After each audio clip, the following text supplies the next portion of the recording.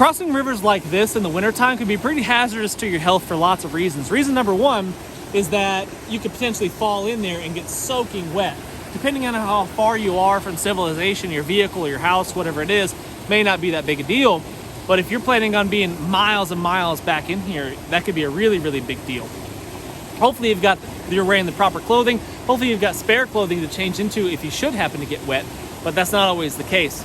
If I was gonna wanna cross this river this time of year, I would wanna be very sure about where I'm gonna cross it. So let's say like right up here where all those boulders are, I feel like I could probably get across that without too much of a problem. But then again, is the risk worth the reward? I don't know. What I would probably do in this situation, if I had to get to the other side of this river, if I couldn't find a really almost guaranteed safe way to cross, is I would strip down. I would take off my pants, I'd take off my socks and my boots, and I would just endure the misery of going through here and keep all of my stuff dry. And then I could get dressed on the other side.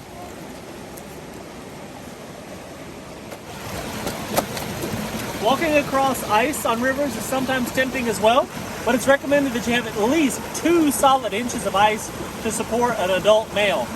That's not always going to be that easy to predict. You don't know. The ice closer to the shore might be thicker than the ice in the middle, and that's generally the case.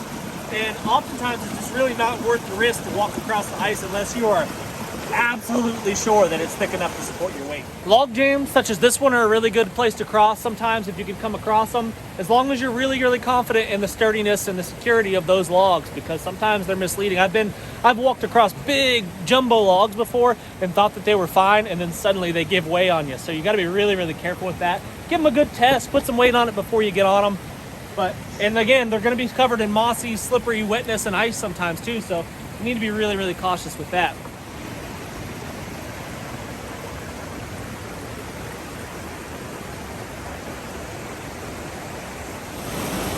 When I was a kid, I was climbing across a log like this across a river, and on the other side it had been broken over and blown over by a storm. And I was walking across, balance beaming it, and then all of a sudden I slipped. I slipped on that log, and one of the splinters, those big splinters, went through my calf. It went straight through my leg, almost to halfway through, about the size of my finger, stuck in my calf. I still got a pretty gnarly scar from it.